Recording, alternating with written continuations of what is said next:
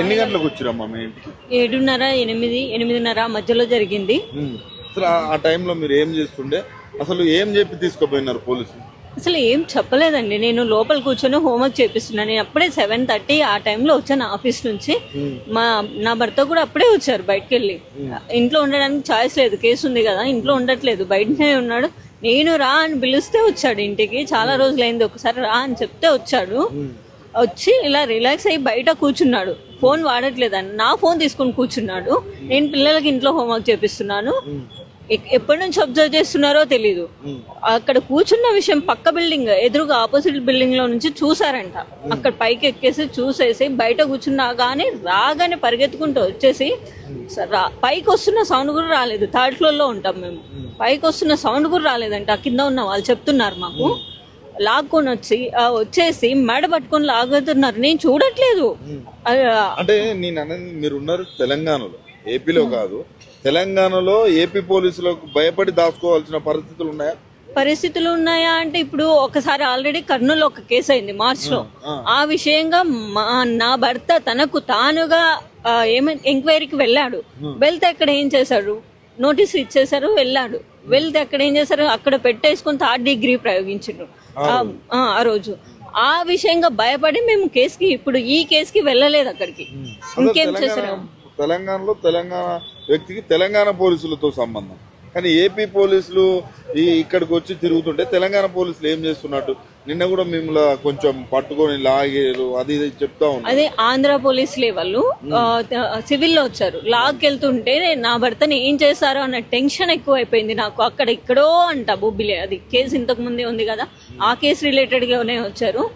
అక్కడెక్కడో అంట పట్టుకొని లాక్కెళ్తున్నారు, మెడ పట్టుకొని వాళ్ళు లాక్కెళ్తున్నారు. నా భర్త అరుస్తే నేను పరిగెత్తుకుంటూ వెళ్ళి నా పిల్లలు నేను ఏడ్చుకుంటూ వెళ్తున్నాం. ఏడ్చుకుంటూ వెళ్ళి నేను అడ్డం పడేసాను. నా భర్తను పట్టుకున్నాను. నేను పంపించాను. మీరు ఎట్లా వస్తారు, ఎవరు లేరు, మీరు డ్రెస్ లేదు, ఏమీ లేదు, ఎలా వస్తారు, ఇంటి లేదు, డ్రెస్ లేదు, యూనిఫామ్ లేదు. యూనిఫామ్ లేకుండా వచ్చారు. ఒకరేమో ఇద్దరేమో తనని పట్టుకున్నారు. నేనే మా హస్బెండ్ నేను పట్టుకుంటే నా చేయి లాగుతున్నారు. ఆ స్టెప్స్ మీద వీడియోస్ తీయడానికి ఎవరూ లేరు. నా చేయి పట్టుకొని లాగి తోసేస్తున్నారు. మహిళా పోలీసులు ఎవరు లేరు, వాళ్ళే ముగ్గురే. మహిళా పోలీసులు లేరు, వాళ్ళే ముగ్గురే ఉన్నారు. వాళ్ళిద్దరిని ఇద్దరేమో నా భర్తను పట్టుకున్నారు. నేను పరిగెత్తుకుంటే వెళ్ళి నా భర్తను పట్టుకుంటే నన్ను లాగేస్తున్నాడు. ఒకతను లాగేస్తున్నాడు, తోస్తున్నారు. స్టెప్స్ మీద దెబ్బలు కూడా తగులుతున్నాయి. అది కిందకి లాకెళ్ళి ప్రైవేట్ వెహికల్లో ఎక్కించడానికి ట్రై చేశారు. నేనేమో వెళ్ళేసి డోర్కి అడ్డంగా నించుంటే ఒక పర్సన్ వచ్చి లాగుతున్నాడు. అయినా నేను వదిలించుకొని పోయి మళ్ళీ డోర్ దగ్గర నించుంటే ఆ ఎస్ఐ చూసారు, వీడియోస్లలో చూసారు, ఎలా మ్యాన్ హ్యాండ్లింగ్ తోసేయడానికి చేయడానికి ఏం కాదు, తోసేయడానికి. మహిళా పోలీసులు లేరు, తోసేయడానికి ట్రై చేస్తున్నాడు నన్ను. తోసేయడానికి ట్రై చేసి ఎక్కడ పడతా చాలా ప్రెషర్ పెట్టి తెలుసు. ఎక్కడ ఉన్నారు కనీసం ఇన్ఫర్మేషన్ ఉందా మీకు? అసలు మీ హస్బెండ్ ఎక్కడ ఉన్నాడు అనేది కనీసం చెప్తున్నారా? లేదు సార్, చెప్పట్లేదు. మా లాయర్స్ ఏమో అక్కడ ఉన్నారు బొబ్బిలిలో, అన్ని చెప్పారు.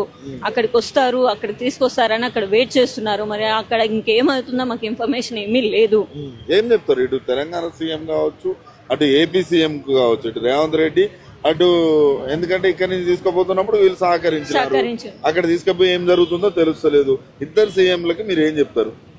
సార్ ఇక్కడ మన లోకల్ పోలీసులు వచ్చాక నేను వాళ్ళని నమ్మి పంపించానండి. నేను మన లోకల్ పోలీసులు వచ్చాక మన వాళ్ళు కదా అని చెప్పేసి పంపించడం అంటే నేను కూడా వెళ్ళా. సరూనగర్ పోలీస్ స్టేషన్ కి తీసుకెళ్లారు, నమ్మకంతోనే పంపించా.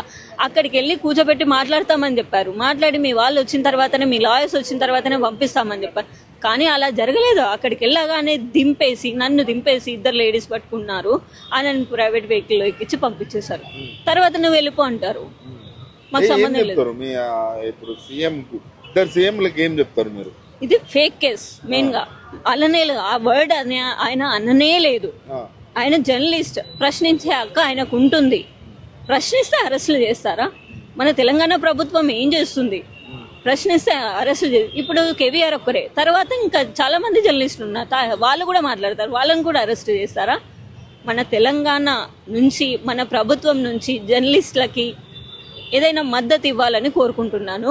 మా కుటుంబానికి కూడా మద్దతు ఇవ్వాలి. నా భర్తకి ఏదైనా జరిగితే చంద్రబాబు నాయుడు అక్కడ ప్రభుత్వం, ఆంధ్రప్రదేశ్ ప్రభుత్వం, చంద్రబాబు నాయుడు ఇక్కడ ప్రభుత్వం, రేవంత్ రెడ్డి గారిదే బాధ్యత వహించాలి.